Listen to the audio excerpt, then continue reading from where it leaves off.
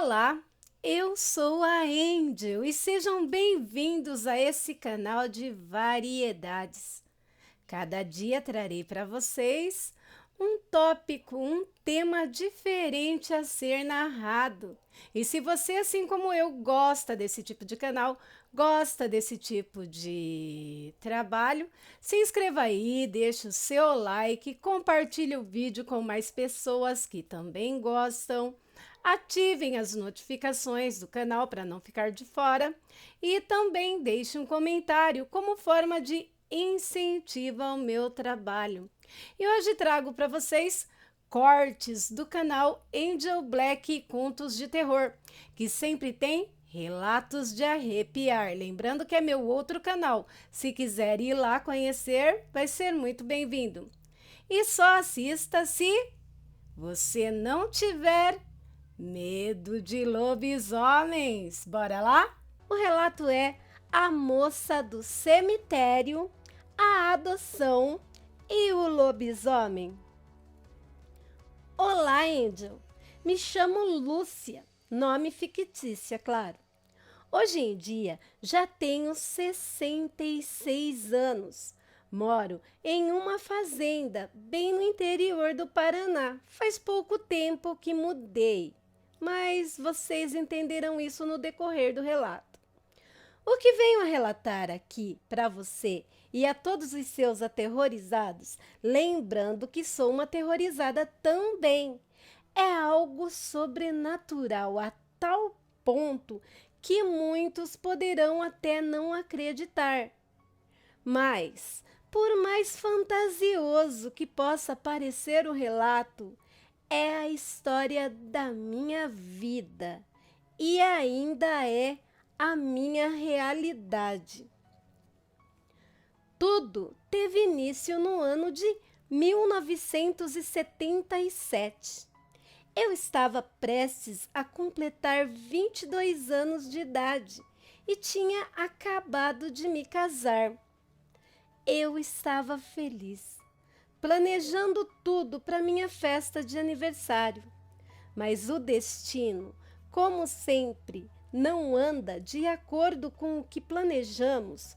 Poucos dias antes do meu aniversário, perdi minha mãe para uma doença maldita que só descobrimos quando já era tarde demais. O que aconteceu com minha mãe me destruiu por dentro, e quando chegou o tão esperado dia do meu aniversário, eu não estava com vontade de ver e nem falar com ninguém. Passei a maior parte do dia trancafiada no meu quarto chorando. Quando eram umas 2h, 2h30 da tarde, naquele mesmo dia, comecei a sentir uma vontade, ou melhor dizendo, uma necessidade muito grande de ir ao cemitério visitar o túmulo da minha mãe. Então me troquei, peguei o carro do meu marido, né? Porque naquela época as mulheres não dirigiam e nem tinham carro. Eu era uma das poucas exceções. Peguei o carro do meu marido e fui ao cemitério. Chegando lá, fui para a sepultura da minha mãe e quando cheguei desabei. Chorei muito e comecei a falar quanta falta ela me fazia, que aquele era o pior aniversário de toda a minha vida, entre outras coisas. Depois de vários minutos, né, chorando lá, acabando de chorar, me recompus. Acendi uma vela, rezei, respirei fundo e comecei a caminhar em direção à saída. E quando eu estava quase saindo do cemitério, comecei a ouvir um choro desesperado. Olhei rapidamente para a direção de onde vinha o choro e vi que vinha lá dos túmulos abandonados, sabe? Os túmulos que ficavam mais afastados. Vi uma jovem mulher, mais ou menos da minha idade, sentada em um daqueles túmulos, chorando copiosamente. Eu fiquei comovida com as lágrimas dela. Afinal, eu mais do que ninguém conhecia a dor da perda naqueles dias. Dei meia volta e fui lentamente em direção a ela para tentar confortá-la. Senti que se eu me doasse um pouco para alguém, minha dor se tornaria mais branda, mais suportável. Me aproximei dela e perguntei se eu poderia ajudá-la de alguma forma. Ela então me respondeu, me olhando fixamente com aqueles olhos negros, negros como noite sem lua. Jamais esquecerei aqueles olhos. Disse que eu poderia ajudá-la sim, mas primeiro ela teria que me contar a sua história e se eu estava disposta a perder um bom tempo para ouvi-la. Eu lhe disse que sim, que ela poderia levar o tempo que fosse preciso. Afinal de contas, eu não tinha nada de mais importante para fazer aquela tarde. Se eu fosse para casa, iria me trancar no quarto e continuar chorando. Aí então, ela começou a contar-me a sua história. Moça, me chamo Karine e desde criança fui muito sensitiva. Sempre gostei de vir aqui no cemitério brincar e ir em velórios. Você pode até não acreditar em mim, mas sempre que uma pessoa que morria ficava vagando tanto em seus velórios como aqui mesmo no cemitério, eu conversava muito com elas, até elas entenderem que não faziam mais parte desse mundo. Assim, eu fazia minha parte com muito carinho, ajudando aquelas pobres almas seguirem adiante. Muitas delas relutavam em ir e pediam para mim levar mensagens delas para os seus familiares. Só assim elas aceitavam seguir em frente para poder descansar em paz. Bom, eu não estava acreditando muito nas palavras daquela mulher. Para mim, ela estava ficando maluca. Isso se não fosse uma louca varrida desde o nascimento, né? Mas deixei ela continuar a falar. E ela então continuou. Mas esse dom acabou complicando minha vida, moça. As pessoas, quando eu levava as mensagens de seus familiares, me julgavam como louca e acabavam se afastando de mim. Me chamavam de a louca dos defuntos, a doida do cemitério, a maluca que fala com almas penadas, entre outras coisas bem feias que falavam para mim. A única pessoa que me compreendia e me entendia, me dava amor e carinho, era minha mãe, mas ela também faleceu na minha adolescência. Aí então eu fiquei sozinha no mundo, sem família. Tinha que fazer algo para sobreviver. Comecei a trabalhar nas colheitas de café e nos cortes de cana, para poder me sustentar, né? Mas as pessoas raramente se aproximavam de mim, mesmo no trabalho. Tinham medo da maluca dos mortos, como eles me chamavam. E assim eu segui a minha vida, até pouco mais de 1 ano e meio atrás. Eu, meus mortos e o desprezo dos vivos. Como eu disse, há pouco mais de 1 ano e meio atrás, conheci um rapaz, um colhedor de café, durante a colheita. Ele já tinha quase 30 anos de idade. Era muito calado e, como eu, também era muito solitário. Acabamos nos atraindo muito rapidamente e, em menos de uma semana, já estávamos morando juntos. Contei a ele meus segredos e ele compreendeu. Pela primeira vez na vida, alguém que não fosse minha mãe tinha me ouvido, me aceitado e me compreendido.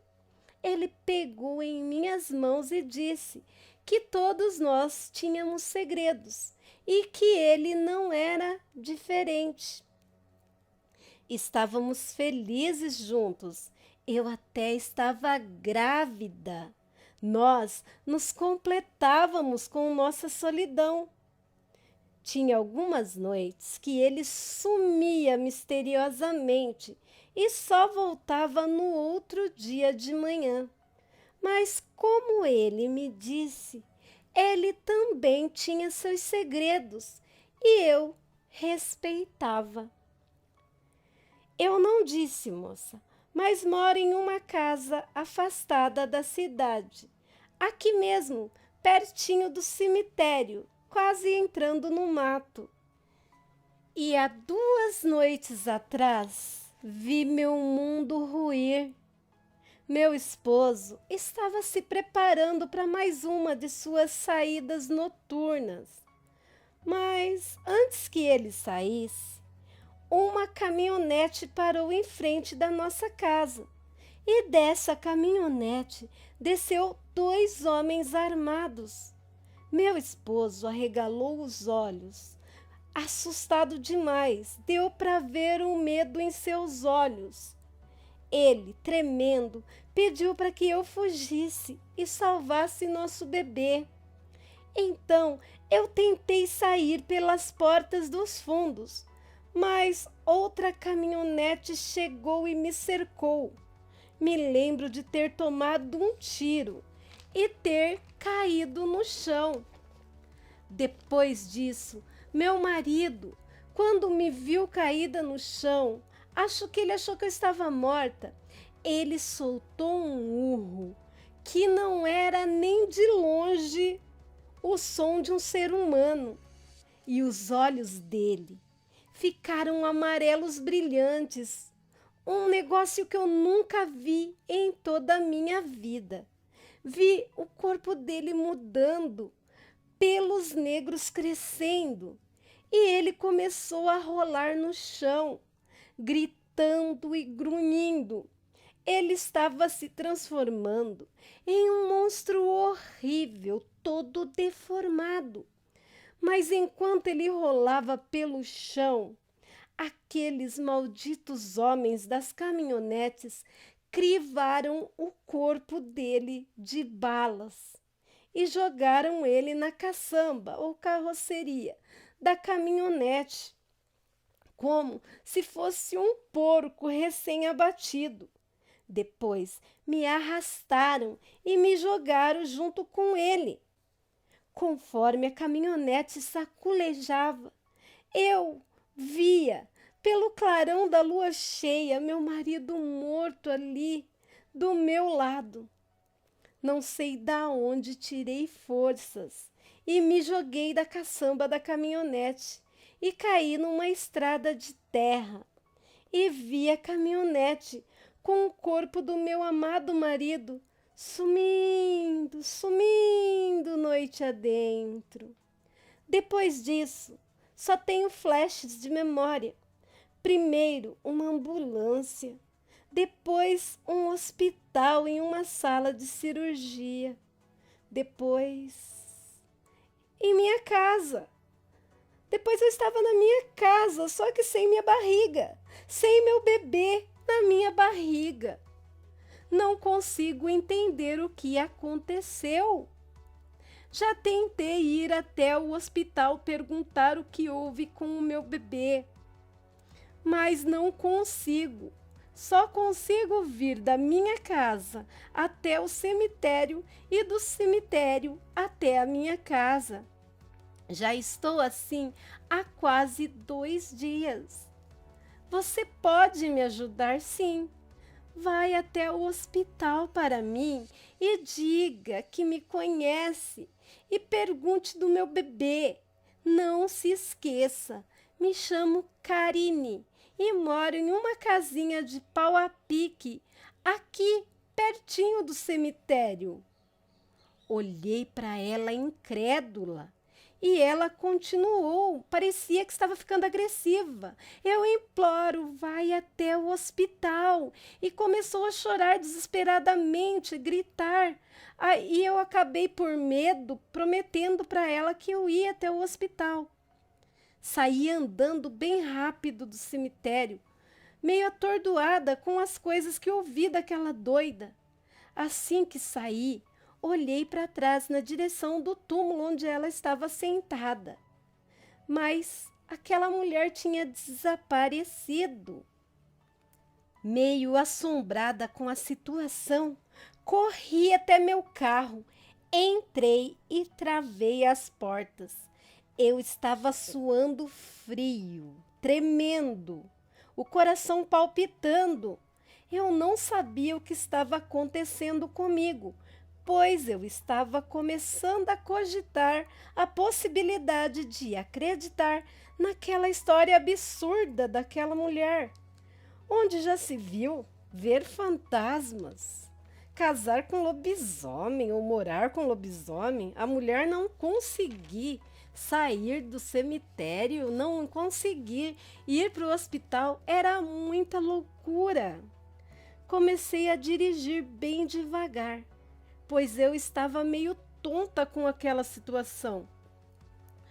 Quando olhei pela janela do carro, vi uma casinha de pau a pique bem afastada da estrada, quase na divisa do mato. Naquele momento, senti um arrepio horrível na espinha e acabei perdendo a direção do carro e batendo em um palanque de cerca. Sorte que eu estava devagar e só amassou um pouco à frente do carro. E demais foi só o susto e um corte na cabeça. Por sorte, estava passando um conhecido e parou para me ajudar. Deixamos meu carro lá e ele me levou até o hospital para ver se eu precisaria levar alguns pontos, no corte que acabei fazendo na cabeça. Assim que fui atendida na recepção, ele disse que iria na minha casa avisar o meu marido. Mas antes de sair, aquele desaforado olhou para mim e disse: "Isso que dá a mulher pegar o carro do marido. Quem sabe depois desse susto você entenda que carro é coisa de macho." Fiquei com vontade de responder à altura, mas ele tinha me ajudado. Então achei melhor engolir a seco, E entrar, fazer, o curativo, tomar os pontos em minha cabeça, enfim. Depois desse procedimento, o médico me passou uma injeção que não me lembro o nome agora, pois já faz muito tempo, E disse que eu teria que passar a noite ali, em observação, pois como eu tinha batido com a cabeça, não poderia descuidar. Segui a enfermeira até o quarto onde eu ficaria e passamos em frente do berçário do hospital. E eu parei, E olhei pelo vidro e vi um único bebê que estava lá. Era o bebê mais lindo e fofo que eu já tinha visto em toda a minha vida. E no bercinho do bebê tinha uma plaquinha escrito Vitória. Suspirei e comentei com a enfermeira: "Que nome lindo!" A enfermeira baixou os olhos e disse: "É, nós aqui do hospital que demos esse nome a ela. A pobrezinha vai para adoção, mas acho difícil alguém querer adotá-la." Mesmo já imaginando no íntimo a resposta da enfermeira, perguntei: por quê? Por que esse bebezinho tão lindo vai para adoção? Aí a enfermeira me falou: essa linda bebezinha que você está vendo é filha de uma mulher louca que morava perto do cemitério e achava que falava com mortos. Eu senti um tremor no peito e perguntei: achava? Por que ela achava? Não acha mais? Aí a enfermeira respondeu: sim, achava, porque essa madrugada completará 2 dias que acharam ela baleada, quase morta em uma estrada de terra, quase na saída da cidade. Ela já chegou aqui no hospital sem vida, mas milagrosamente o médico de plantão era muito bom e conseguimos salvar o bebê por meio de uma cesariana de emergência. E por isso decidimos todos aqui, em comum acordo, dar o nome a ela de Vitória. A mãe da pobre foi enterrada sem nenhuma cerimônia ontem mesmo, em um túmulo que foi doado pela prefeitura a pedido do hospital. E a bebezinha dificilmente alguém vai querer, pois pode ter herdado a loucura da mãe. Fiquei a noite toda acordada, tentando entender o que tinha acontecido comigo. Eu tinha conversado com a mulher aquela mesma tarde, no cemitério. Ó céus! Eu tinha conversado com uma alma penada. No outro dia de manhã, o médico veio me ver e disse com um sorriso que eu estava bem, que tinha sido apenas um susto e que eu já poderia ir para minha casa descansar. Quando o doutor já estava saindo do quarto, eu o chamei de volta e disse que eu queria adotar aquela bebezinha que eu tinha visto no berçário. O médico disse que seria fácil, mas achou melhor me avisar que o bebê em questão poderia ter problemas neurológicos hereditários e poderia ser problemas seríssimos. Eu disse que não tinha problema. Eu a criaria como minha filha. Já saí do hospital com minha pequena Karine Vitória nos braços. Coloquei o nome de Karine como a mãe dela, para o espanto do meu esposo, que depois de esbravejar um pouco, aceitou de bom grado. Bom, naquela época era muito fácil adotar uma criança. Já no caminho de casa, senti uma vontade de ir no cemitério. Então pedi para o meu esposo que me levasse, até lá. Deixei o bebê com ele no carro e fui até o túmulo onde aquela mulher conversou comigo.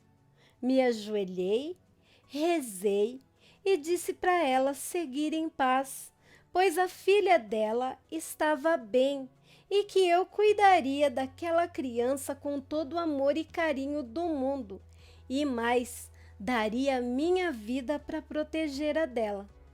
Não vi nada de anormal aquele dia no cemitério, mas quando saí de lá, senti uma paz tão grande como nunca tinha sentido na minha vida. Sabe aquela paz na alma? Foi isso que senti. Hoje já estou com 66 anos. Posso dizer que Karine Vitória só me trouxe alegrias. Sempre tive um certo medo não, um pavor. Não dela ser sensitiva como a mãe, mas de virar bicho, como o pai dela. Mas isso também nunca aconteceu. E olha que a minha menina já está com 44 anos. Mas como nada é perfeito, há poucos meses tivemos que nos mudar para uma fazenda isolada, bem rápido. Depois, o meu neto, filho de Karine Vitória, minha filha do coração, depois que completou 13 anos de idade, pegou uma mania de comer carne crua. E às vezes, quando ele fica muito nervoso com alguma coisa ou com muito medo, os olhos dele mudam, ficam amarelos brilhantes e ele rosna igual a um cachorro. Ele não fica agressivo nem nada, mas acabou herdando o lado monstro do avô. Eu tenho quase certeza disso. Por isso, achamos melhor morar em um lugar mais afastado, como uma fazenda, para preservá-lo caso essa situação piore. Beijos, Angel. Obrigado por contar meu relato, a história da minha vida. Por segurança, os nomes já foram trocados. E aí, meus aterrorizados, deixem nos comentários o que vocês acharam do relato de hoje. Eu vou dar a minha opinião. Eu achei muito interessante e estou vendo que cada vez está vindo relatos mais interessantes para ser compartilhado com vocês aqui. Boa noite, meus aterrorizados. Aqui é Angel Black com mais uma história de terror para vocês. Mas antes de irmos para o vídeo de hoje, peço para você que não é inscrito que se inscreva no canal. Deixa aquele like para fortalecer e ajudar o canal a crescer. E compartilhe com os seus amigos e também em todas as suas redes sociais. Agora, se você não gostar, compartilhe com os seus inimigos e se vingue deles. Também não deixem de estar ativando todas as notificações do canal, tocando o sininho das notificações lá na opção todas. Só assim você receberá em primeira mão o conteúdo do canal assim que ele chegar no YouTube. Muito obrigado por estarem sempre comigo e não soltar a minha mão. Agora, sem mais delongas, vamos para o relato de hoje. Relato, conto ou história. Você decide se acredita ou não. Lembrando que eu, Angel Black, acredito sim e muito no sobrenatural. Os possuídos e o lobisomem da cor do feno. Me chamo Laura, nome fictício, é claro. Hoje em dia já passei dos 50 anos, mas o que hoje venho relatar me aconteceu há muito tempo atrás, na época da minha tenra juventude. Naquela época, fazia pouco mais de 2 anos que a minha irmã mais velha tinha se casado e ido morar em uma fazenda bem no interiorzão do Paraná. Me lembro que era dezembro, pois eu estava de férias escolares. Eu tinha 13 anos e estava jogando queimada na rua de casa com meus amigos e amigas, filhos de alguns vizinhos. Bom, quando do nada aponta lá na esquina da rua de terra da casa onde morava minha irmã e o marido dela. Fiquei muito feliz em vê-la, fazia mais de ano que eu não via minha irmã. Mas aquilo não era apenas uma visita de cortesia. Eles vieram para pedir aos meus pais que eles deixassem que eu fosse com eles para o sítio, lá no Paraná, cuidar da minha irmã, pois ela estava prestes a dar à luz e queria que eu fizesse companhia a ela no restinho de sua gravidez e até o final da dieta, depois que o neném nascesse. Dieta, quarentena, cada um chamava de um nome, mas ela precisaria do meu apoio para que eu fizesse companhia. Meus pais deixaram e eu, mesmo contrariada, sabe como é adolescente, né? Eu aceitei, mesmo muito triste por deixar meus amigos, mas eu amava minha irmã. Então fui. Chegando lá, vi como a fazenda era linda, enorme, cercada de água por todos os lados e cafezais também. Os cafezais sumiam de vista. Ela tinha até algumas empregadas na casa dela. A casa dela era enorme, bonita. Minha irmã estava realmente bem de vida. Bom, se ela tinha empregada, por que ela me queria lá? Acho que era só companhia mesmo. Mas algo ali naquela casa assustava minha irmã. Mas ela não sabia o que era. Bem, sabia, mas eu não sabia que ela sabia. Entenderam? Bem, conforme os dias foram se passando, eu também comecei a sentir algo assim muito estranho.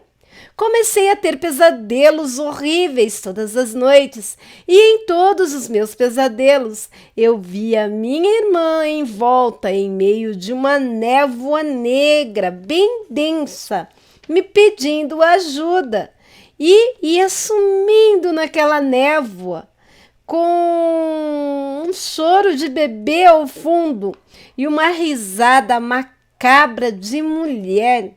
Eu ouvia rosnados também. Sempre acordava gritando e coberta de suor. Até que chegou o dia do nascimento do bebê. Então, aquele dia amanheceu normal. Estava com o céu azul e ensolarado. Minha irmã estava muito feliz, sorridente. Nós duas estávamos tendo um dia maravilhoso, mas quando estava dando quase 11 horas da manhã, chegou do nada num carro enorme preto a sogra da minha irmã, que vinha do exterior. Junto com ela vinha seu jovem marido, com mais ou menos 35 anos. O estranho é que assim que a mãe e o padrasto do marido da minha irmã chegaram, olha, até o clima mudou. O dia que estava lindo ficou nublado e o ar pesado. A mulher era alta, magra, loura, lindos olhos verdes, nem parecia ter mais de 55 anos. Tinha em seu rosto uma impressão séria, sombria. Ela parecia ser de gelo, dura, e seus olhos, neles se via, se sentia de longe que eram cheios de maldade. E o marido tinha um jeito muito macabro, bem pior do que o da mulher. Logo, minha irmã começou a sentir as dores das contrações. E eu fui com ela e a dona Mariquinha, uma senhorinha que trabalhava lá como cozinheira, mas era parteira de toda aquela região. Eu segurava as mãos da minha irmã, as duas, assim, apertando contra meu peito, e às vezes uma só. E ela suava sem parar, se contorcia de dor, mesmo com a ajuda da dona Mariquinha. Eu estava muito assustada, bem, eu tinha 13 anos, nunca tinha visto aquilo na minha vida. E na cidadezinha onde eu morava, as mulheres iam para um hospitalzinho da cidade para ter neném, né? Mas, mesmo morrendo de medo, eu jamais deixaria minha irmã, por nada do mundo. A dona Mariquinha disse que eu podia ficar com ela, pois a minha presença ali fazia muito bem para minha irmã. Logo mais, a sogra dela entrou no quarto, me olhou assim, de cima para baixo, e disse com um tom super arrogante: "Você já pode sair, negrinha. Eu estou aqui agora. Ninguém precisa de você aqui." Minha irmã, mesmo contorcendo-se de dor, respondeu para aquela mulher arrogante: "Essa negrinha, assim como a senhora disse, tem um nome. E o nome dela é Laura. E ela é uma das pessoas que mais amo nesse mundo. Uma das pessoas mais e ela se contorcia de dor enquanto falava. É uma das pessoas mais importantes da minha vida. E eu quero ela aqui ao meu lado enquanto ganho o meu bebê. E tem mais, minha senhora. Eu sou tão negra como ela. E esse bebê que está prestes a ver a luz do dia também tem o sangue, como você diz, negro. Aliás, pode nascer com um tom de pele até mais escuro que a pele da Laurinha, pois o meu pai é afrodescendente puro, vindo direto da África. E seu filho, o meu marido, e ela se contorcia enquanto falava e gemia. Sabe muito bem disso e nos ama mesmo assim. E entende que somos todos iguais e nós nos completamos. Que quem está sobrando aqui é você, então pode se retirar. E gemendo, gemendo, gemendo, gemendo, minha irmã continuou lá. Aquela mulher saiu do quarto bufando, que nem um boi bravo, sabe, na arena do rodeio, batendo as portas com muita violência. Já se passava das 19 horas da noite, quase 20, e nada do bebê nascer. E a minha irmã sofrendo. Até hoje nunca esqueci os gemidos, os urros, as expressões no rosto da minha irmã e o constante suador. Quando já estava dando 22 horas, 10 horas da noite, minha irmã deu um grito ensurdecedor e logo ouvimos um chorinho tão gostoso que eu fiquei abraçada com o braço da minha irmã assim, segurando contra o meu peito, sabe? A mão dela, enquanto a dona Mariquinha lavava o bebê, uma menina, minha sobrinha, que nasceu perfeita, linda e saudável, tinha a pele negra como a minha, carequinha, e com olhos tão azuis quanto os olhos do pai, o esposo da minha irmã. De repente, senti os braços da minha irmã ficando moles e desfalecendo, se escorregando das minhas mãos. Comecei a chorar, eu estava muito assustada. Então, dona Mariquinha me entregou o bebê e foi ver como estava minha irmã, para fazer alguma coisa. Logo, ela disse para que eu não me preocupasse, que eu ficasse calma, que minha irmã estava apenas dormindo profundamente, depois de passar por aquele parto muito difícil. Difícil demais para ela. Então, fiquei sentada com o bebê em um cantinho do quarto, enquanto a velha senhora estava limpando minha irmã, tirando toda aquela sujeira de parto da cama, sabe? Quando, de repente, a sogra da minha irmã entrou no quarto, ela e o padrasto, do meu cunhado. Dona Mariquinha pediu gentilmente, educadamente, para que ela saísse e esperasse ela terminar de limpar a minha irmã, pois assim seria mais confortável para todos, pois não é nada agradável alguém ver a gente naquela situação, né? Então ela disse, se vocês saírem e voltarem daqui uns 10 minutinhos, será mais confortável para todos nós, os envolvidos. A mulher não respondeu nada. Estava lá, parada, como uma estátua. E eu estava hipnotizada olhando para minha sobrinha. Como ela era linda!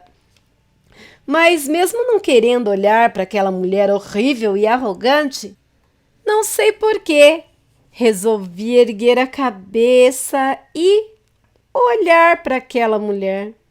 Logo vi que ela e o marido estavam diferentes, muito diferentes que antes. E os olhos deles estavam completamente enegrecidos, não tinha parte branca. E antes que eu pudesse falar algo ou gritar, vi a mulher torcer o pescoço da dona Mariquinha como se destroncasse um frango e começou a rir. Uma gargalhada sinistra, igual a dos meus sonhos, quer dizer, do meu pesadelo. Aí o bebê começou a chorar e chorar e chorar. A mulher e o marido se viraram, seguindo o choro do bebê. Eles pareciam estar em algum tipo de transe, como hipnotizados, não sei dizer. Só lembro daqueles olhos enegrecidos e inexpressíveis. Bom, o da mulher era inexpressível, pois o do homem parecia que saía ódio de dentro dele. Não sei explicar, mas foi o que eu senti ali no momento. Eles começaram a vir em minha direção. Eu abracei o bebê e saí correndo com todas as minhas forças em direção ao celeiro. Mas a bebê não parava de chorar, e alto, hein? E o casal, que parecia estar possuído por algum tipo de entidade maligna, me seguiram. Arrebentaram com muita facilidade as correntes do cadeado enorme que eu tinha usado para trancar o celeiro. Eu dei muita sorte do celeiro ter aquela corrente, aquele cadeado está aberto, mas logo arrebentaram, então não adiantou nada.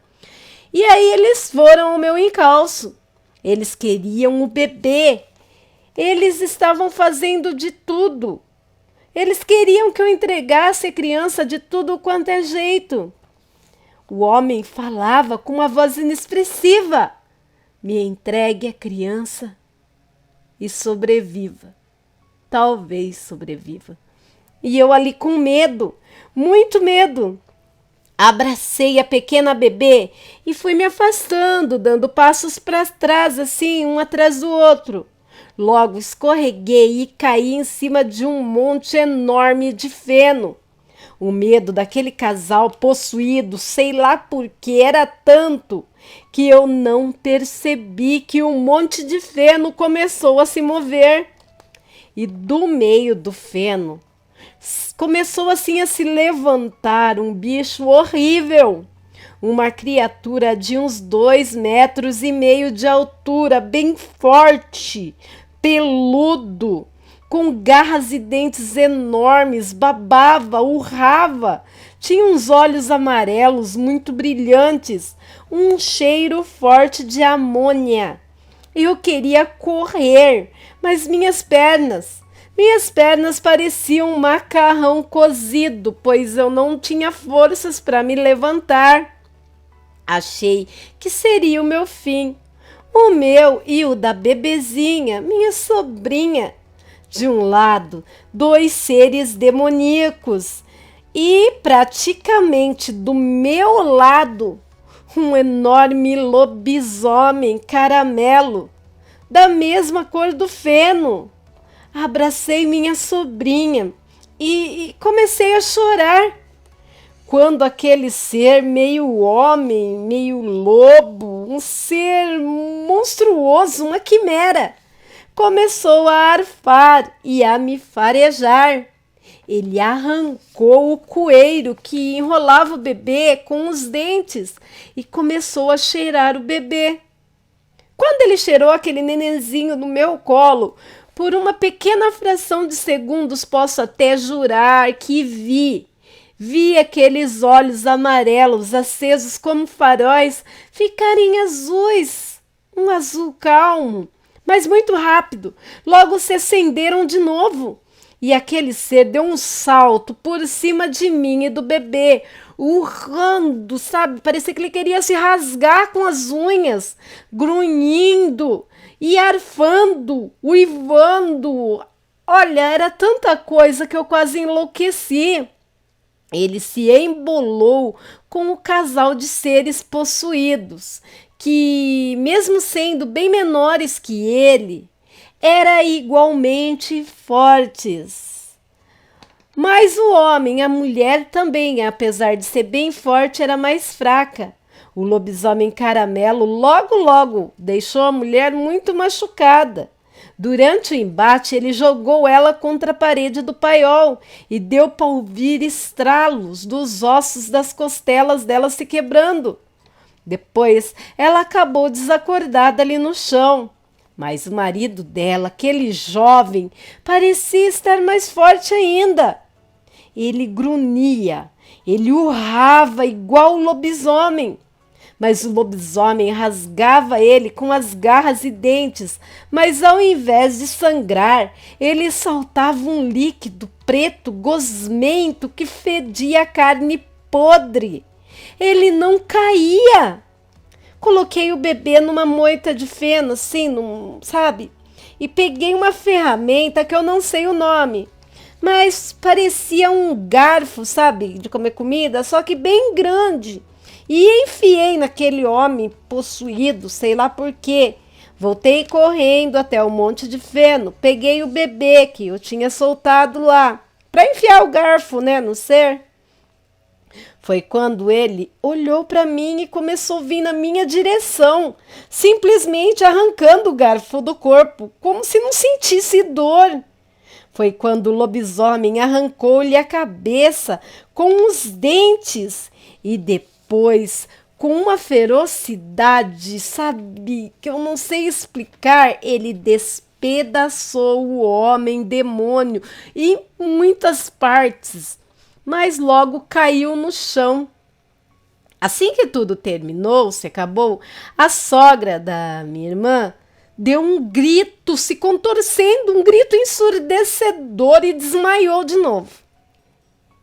Eu, vendo ali o lobisomem caído no chão e choramingando, fiquei com medo dele me atacar para pegar o bebê quando ele se recuperasse. Peguei uma foice e quando fui lhe decepar a cabeça, logo ouvi uma voz dizendo bem fracamente: Não, não, não faça isso, por favor. Era minha irmã, que tinha acordado e, com a ajuda do peão Gessé, filho da falecida Dona Mariquinha, foi atrás de nós lá no celeiro. Ela prosseguiu dizendo: ele não tem culpa, ele nasceu assim. Fiquei sem entender, mas Gessé colocou o bicho com muito esforço em cima de uma lona e pôs-lhe na boca assim uma focinheira e lavou seus ferimentos. E assim que os primeiros raios de sol saíram, o lobisomem se tornou o esposo da minha irmã. Ele estava no celeiro para não representar perigo para a esposa e para seu bebê que estava por nascer. Por sorte, quando corri para o celeiro fugindo do casal demoníaco, o Gessé ainda não tinha trancado o cadeado. E o pior é que o marido da minha irmã, ele não sabia como, nem o porquê ele não me atacou, nem a mim, nem ao bebê, pois ele não se lembrava de nada da noite anterior. A mãe dele, então, acordou e disse com uma voz fraca: Extinto, meu filho, extinto. Seu pai também não te atacou quando eu, por um descuido, deixei uma janela mal trancada em uma noite de lua clara. O que aconteceu comigo, filho? Cadê seu pai? Disse a mulher. Sim, ela não se lembrava da morte do marido, nem que tinha se casado de novo. Olha, ela não se lembrava da vida dela desde o dia que conheceu aquele homem no supermercado da cidade. Enfim, onde deveria ter pedaços do homem, do padrasto do meu cunhado, não tinha nada, apenas milhares de vermes, larvas, corós se embolando assim, sabe? Uma coisa nojenta mesmo. E o lugar fedia, e fedia, fedia, fedia, fedia. E não suportando, né, saber o que tinha feito, que tinha sido uma mulher horrível por tanto tempo, a mãe do meu cunhado assumiu o assassinato da dona Mariquinha. Mas logo assim que ela chegou no hospital, ela tirou a própria vida cortando seus pulsos com um bisturi que pegou quando o médico se distraiu. Ela deixou uma carta para o filho, dizendo para que ele não ficasse triste, não sofresse, pois tirar a vida foi a melhor coisa para ela, pois ela sentia que tinha outro demônio tentando possuí-la. E ela não queria mais ser usada por criatura das trevas para arruinar a vida de mais ninguém. O tempo passou e, vez ou outra, eu vou passear lá na fazenda, vou visitá-los, né? Depois que eu fiquei viúva. Sabe a bebezinha, minha sobrinha? Ela se tornou uma negra tão linda, com cabelos cacheados e olhos azuis, azuis como do pai. E como o pai, ela é lupina também. E em noites de lua clara, eles correm junto por todos aqueles cafezais lá da fazenda. O nome dela é Naomi. Hoje sou viúva, como eu já disse. Ah, estou quase casada com o Gessé. Olha, daqui a alguns meses vou morar lá na fazenda com eles. Estou feliz, o lugar é grande e bonito. Obrigada a todos por ouvirem a minha história. Quem sabe um dia meu relato será publicado em seu livro, hein, Angel? Ou você fará uma série com relatos? Bom, beijos a todos. Ah, Angel, nem todos os bestiais são tão perigosos. Meu cunhado e minha sobrinha não lembram de nada quando estão transformados, mas só atacam quando se sentem ameaçados. Eles comem carne, sim. Antes de sair correr, eles comem um monte de vísceras e depois saem. Como eu disse, só atacam quando se sentem ameaçados. Bom, o meu relato eu contei, mas como você mesmo diz, o povo decide acreditar ou não. É assim que você fala, né? Beijos, Angel, para você e para todos os seus aterrorizados. Ah, eu e minha sobrinha, meu cunhado, minha irmã, somos aterrorizados também. E aí, meus amigos, gostaram da história de hoje, do vídeo de hoje? Se gostou, deixe o like, compartilhe o vídeo, ativem as notificações do canal, deixe aí um comentário como incentiva o meu trabalho e assim eu saberei o que você quer ver aqui no canal. Também deixem sugestões de tema a serem narrados aqui, belezinha? Bem, obrigado pela presença, pela permanência e pela paciência. Por hoje é só, fiquem com Deus e até um próximo vídeo. Bye!